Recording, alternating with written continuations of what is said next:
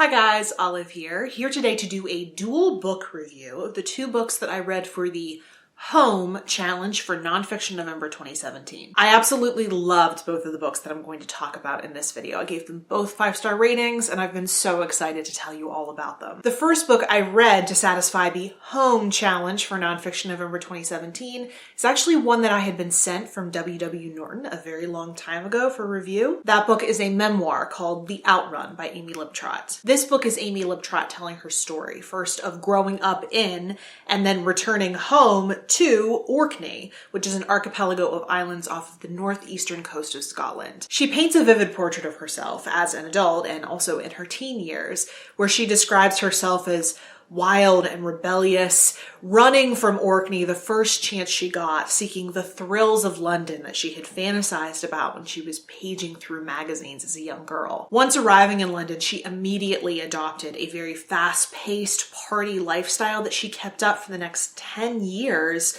not even slowing down when her friends and peers were starting to transition into a more adult way of life. She mentions in the book that she would leave parties that were attended by people her age at local bars so that she could go home and drink at a faster pace than the polite society of the party would allow. Everything that had made her fun to be around in her late teens and 20s, her spontaneous, larger-than-life personality, her desire to suck the marrow out of life, it turns out that all of this was actually evidence for her propensity for addiction, and she very quickly spiraled into becoming a full-blown alcoholic. A series of lows, a lost boyfriend, many lost jobs, an attempt by a stranger to sexually assault her, inspired her to finally seek treatment, which she was remarkably successful at during her first try. Fresh out of rehab, she decides to take a break from the temptations of the city,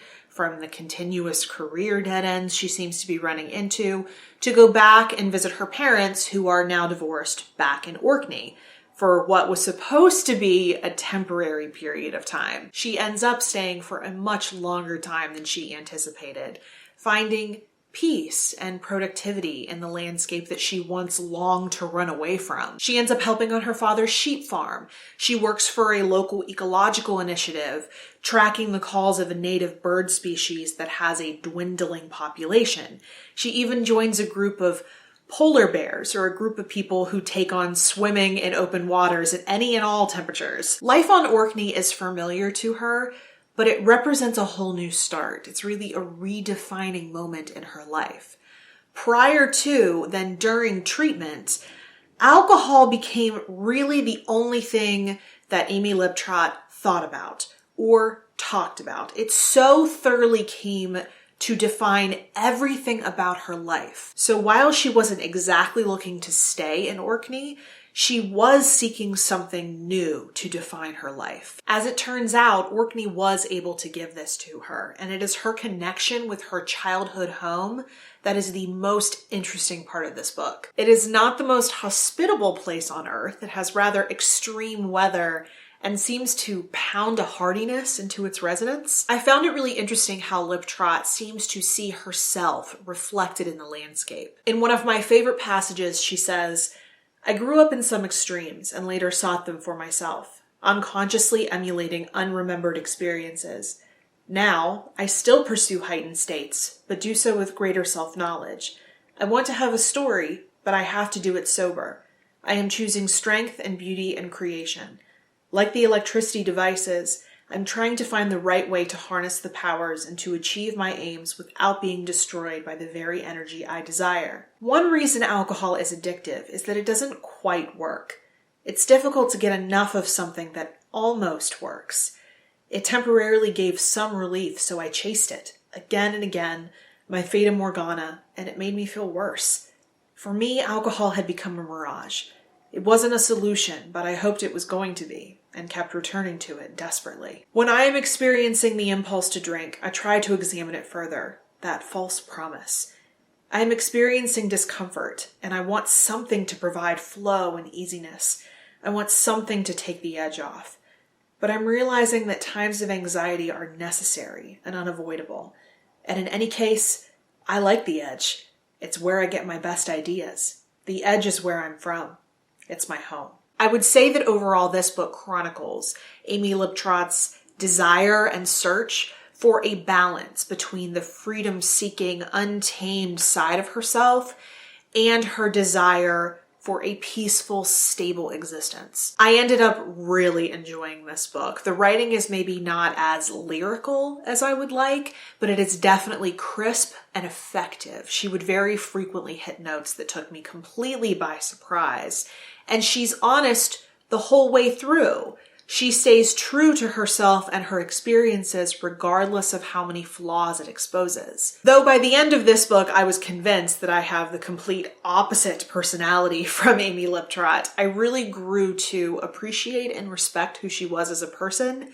This is definitely a book I would highly recommend. And the second book I would like to talk to you about in this dual nonfiction November review is I Contain Multitudes, The Microbes Within Us and a Grander View of Life by Ed Yong. This book is all about life at the microscopic level, namely the countless microbes that live on and within every living thing on this planet. We have all been taught about harmful bacteria, but it turns out microbes are so much more than just things that make us ill.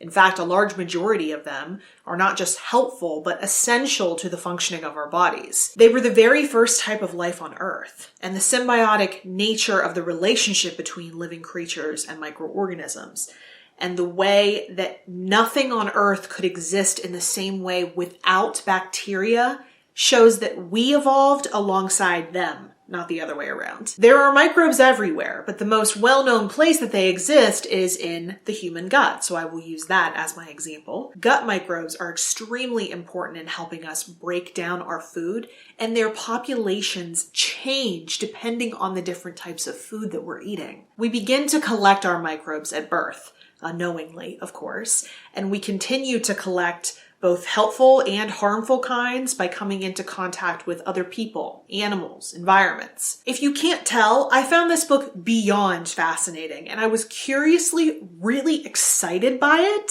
For me, the most interesting revelation in this book was that the immune system, which is widely regarded as the body's watchdog, looking to kill off harmful bacteria in the body, is more of a relationship manager to all of the body's resident microbes. Many studies right now are saying that the immune system doesn't just exist to kill off harmful bacteria, but to maximize the efficiency, peacefully coexist with the microbes that live inside of us. To give a really crappy college analogy, it's more of an RA than the campus police. To put it mildly, this book was mind expanding. I also found it incredibly approachable. Very, very few things went over my head, even as a non-scientist. His writing was witty and engaging, and it might just be because I am an ultra nerd, but while I was reading it, it seemed like, and still seems like, the coolest topic in the world. I cannot recommend this book highly enough. So those are my reviews for the two fabulous books that I read for the Home Challenge for Nonfiction November.